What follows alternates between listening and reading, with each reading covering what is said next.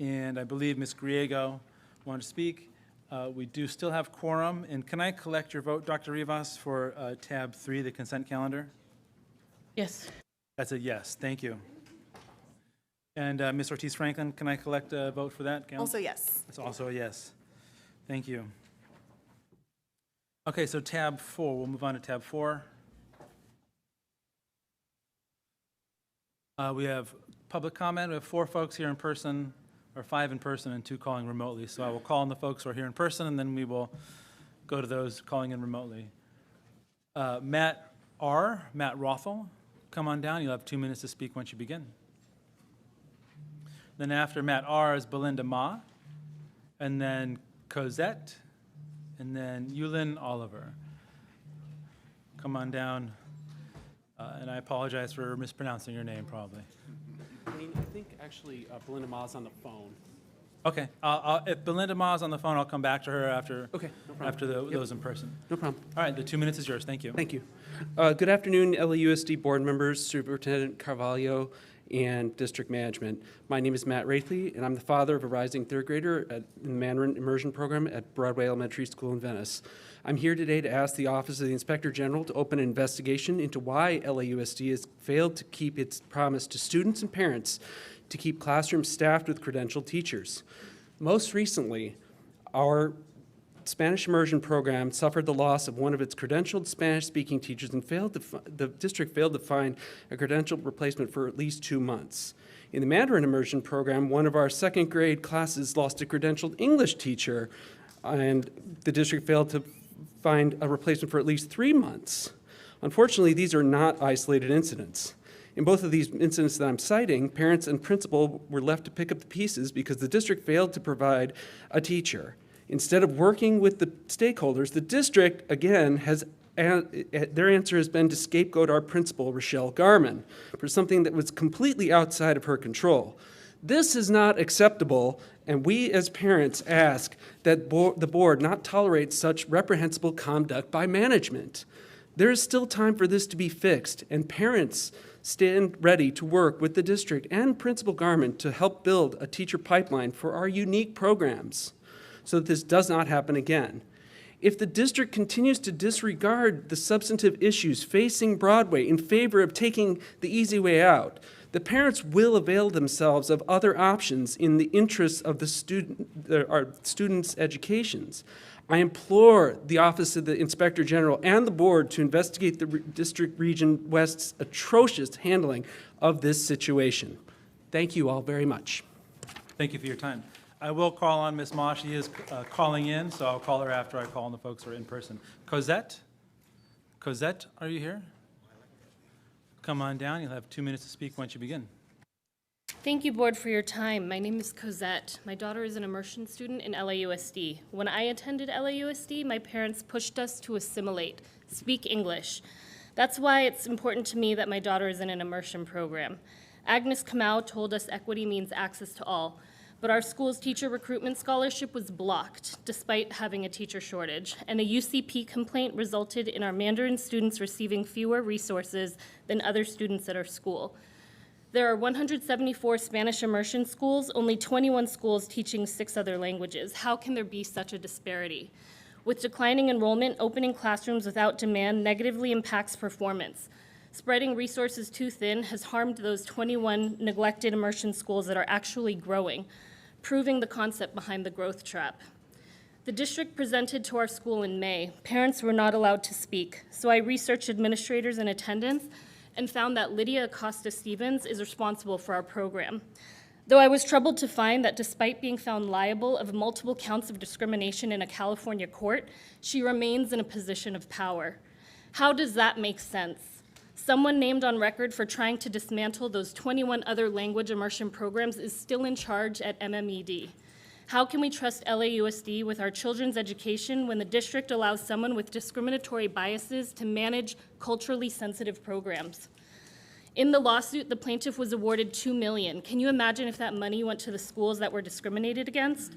The work plan is about integrity in programs and operations, so I ask, who is overseeing the oversight?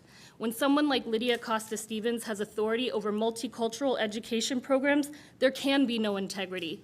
How is it fiscally responsible that the people perpetuating these systemic inequities remain employed while our beloved Principal Garman has been scapegoated and removed from her position at Broadway?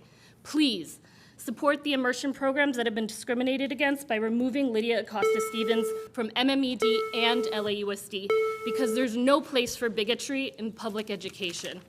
Thank you for your time. Yulin Oliver, come on up. You'll have 2 minutes to speak. And then after Yulin is Steve Sugarman.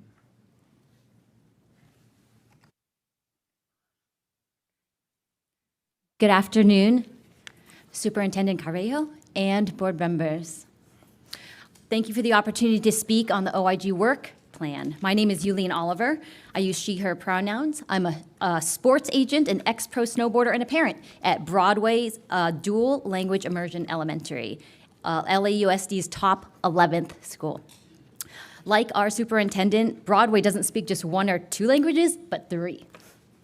So there I was walking my daughter through the school gates.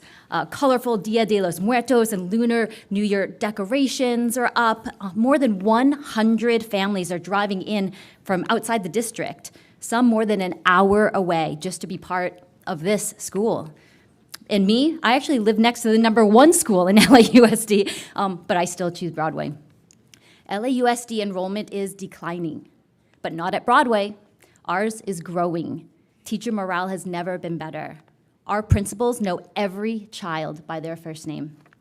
Broadway is one of the only dual immersion schools in LAUSD, and in the top 11, only 1 other school has immersion. And we have 6 classes per grade to their 1. So I'm mind blown that while there's a curriculum for the Spanish immersion, Mandarin has gone without a curriculum for 15 years. Our principal has had to pay teachers in their free time to build it from scratch. Please look into this inequity and end it for 2026. And now our principal is getting taken away, and in what's been a pretty shady process, while blocking the new free student teacher program that we built for 25-26 with LMU, which lacks both due diligence and budgetary logic. No better way to destabilize our greatest gem of a school and cause students and teachers to leave the district. So in my closing request, if I may, please audit whether non-Spanish programs have been predictably left without curriculum for 15 years. Please audit whether Black women principals on the west side are being removed at disproportionate rates. Just looking at the job descriptions this morning. Reinstate the free to LAUSD LMU student teacher program. End the Mandarin curriculum gap. And please reverse the decision to remove Principal Garman. Replacing principals is not cost effective. Thank you for your time. Thank you so much. Hey, Steve Sugarman. Steve Sugarman, are you there? Steve Sugarman? Not here. Okay, Belinda Ma, I see you're online with us. Belinda Ma, please press *6 to unmute yourself, and you'll have 2 minutes to speak once you begin. Belinda Ma. Good afternoon, LAUSD board members, Superintendent Carvalho, and district managers. My name is Belinda Ma. I am a proud, about to be 3rd grade parent at Broadway Elementary, and I spoke, I guess a couple weeks ago at one of your board meetings about our beloved principal being removed. But this opportunity I'd like to speak to today is to bring your attention to a highly concerning issue that we look at. We ask you to revise the fiscal work plan, for fiscal year 2026 for the OIG, to include an investigation into use resources to investigate the Office of Student Civil Rights and the Region West for their mishandling of a situation regarding the Uniform Complaint Procedures case UCP-023-23/24. It was a report dated December 1st of 23, and this report resulted in erroneous and completely fabricated material that has no legal precedent. The false conclusion that it came to was that language immersion programs are a protected characteristic. And this is a huge problem for the school district because you are creating a new class of protected, new class of protection that is not guaranteed by law. And this lack of impartiality and zero due diligence that resulted in this false claim is standing, and it hasn't been investigated. And so we're asking that you look into this, because it shouldn't be allowed to stand, or it's going to create a dangerous legal precedent, which will be costly to the district and to taxpayers alike. The OIG needs to focus on this problematic finding, which results in a highly successful program in LA Unified, losing our beloved principal, and also having multiple problems now internally because it has been, this decision has been misinterpreted. Thank you very much for your time. The findings were correct. Thank you for your time. Okay, we've got Mr. Sugarman is not here. James Chortner, you're also supposed to be online. You are not there. Are you in the room, Mr. Chortner? James T. Not here. And Mr. David Tokovsky, you're signed up as speaking remotely. I do not have you online in front of me. Are you in the room, Mr. Tokovsky? He is not here.